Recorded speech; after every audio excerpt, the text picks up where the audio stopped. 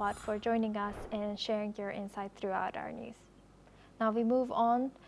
In the 48 hours following the President Trump-President Putin summit in Alaska yesterday, military activity intensified on both sides of the conflict. Russian forces claimed to have seized 7 settlements in Donetsk, while Ukrainian forces carried out strikes, including on the Syzran oil refinery in Russia's Samara region. Meanwhile, Russian airstrikes hit the Ukrainian city of Donetsk, causing casualties, and a fire broke out in Sumy after a strike. Russian air defenses reported shooting down a Ukrainian Su-27 fighter jet, while Ukraine claimed precision strikes against key Russian military targets. These actions highlight ongoing escalation despite the high-profile talks between President Trump and President Putin, which produced no breakthrough on the Ukraine conflict.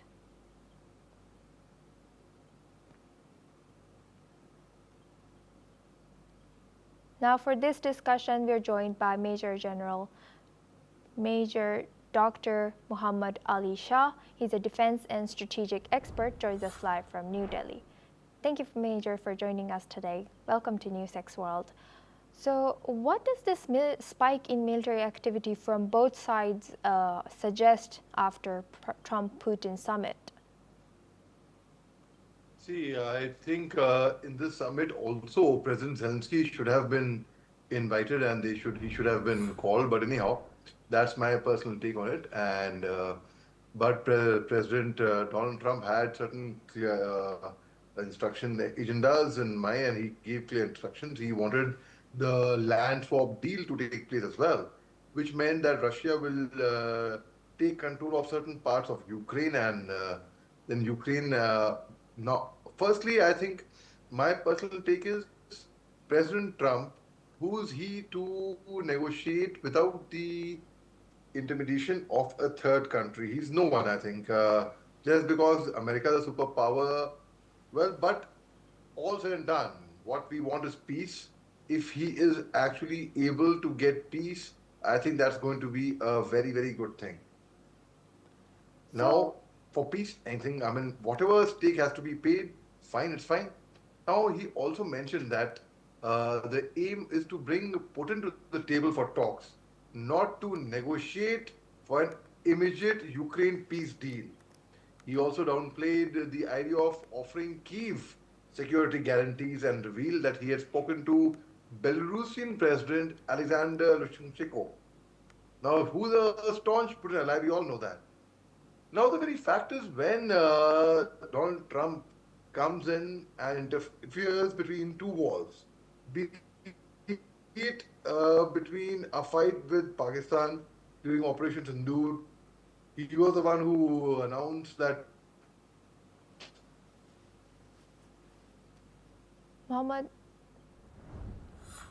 Major Muhammad, we seem to have lost you here.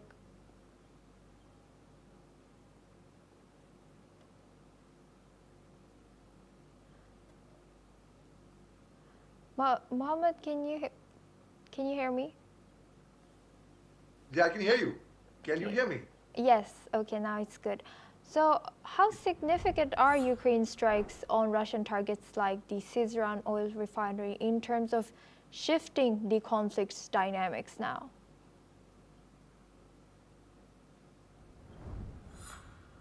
Right. So, as Martin Luther King once had said, if you want peace, be prepared for war. And similarly, here, Leo Tolstoy, the Russian author, also said, everything is fair in love and war. And being peaceful is better than being right. These were quoted by great people in history earlier. So the very fact is now, in a peace deal like this, when there is talk of ceasefire, when there's talk of peace, I think it's a very, very good sign. But again, President Donald Trump, I don't think that anything would give him the right to come in between and talk on behest of a third person, of a third party at all. So, but if he manages to get peace, all that he's done would be cleaned off and we would see peace then. But if he's unable to get peace for some reason, then I think he would lose further credibility. As it is, he's been losing credibility I see by the statement that he's making and by the U-turn that he's been taking on his statements, and people have stopped taking it very, very seriously now. People take it with a pinch of salt. But now, because when he mentioned that if he comes in power, within 24 hours, he will stop all the wars that are happening around the world, be it the Israel-Palestinian war, be it the Russian-Ukraine war, anywhere. But we didn't see any sign of it so far.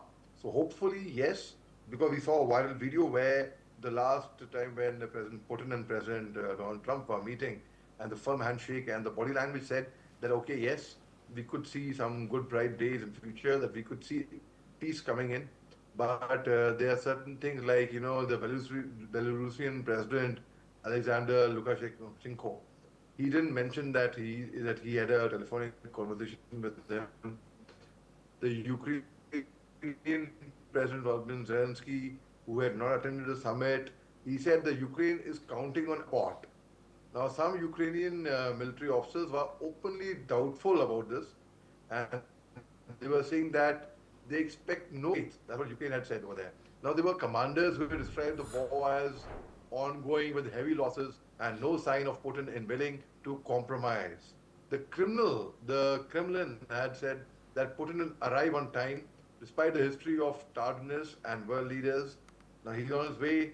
He stepped in, Magadan, to visit a plant, meet officials, the great school children, and greet the school children over there before the 4-hour flight to Anchorage. Anchorage is where they had met in Alaska at 3:30 p.m. ET and 11:30 a.m. the local time, as per the US timing, now, which was closely monitored and watched by people around. And the choice of venue which was provided, challenging during Alaska's busy tourist season, was leaving a few suitable sites for hosting. Both leaders ultimately joined base Admiral Ford Richardson on the outskirts of Anchorage was selected. Now, despite the optics of holding a meeting on the US military base, here what they would have discussed, that's what's important. Now, Lukashenko, the Belarusian president, Alexander Lukashenko, his conversation with Trump is seen as significant because often it's referred to as Major, Europe's last dictator. Yes. Major, sorry, we are running out of time for this discussion, but thank you very much for joining us today and sharing your insight. That was Major Dr. Muhammad Ali Shah.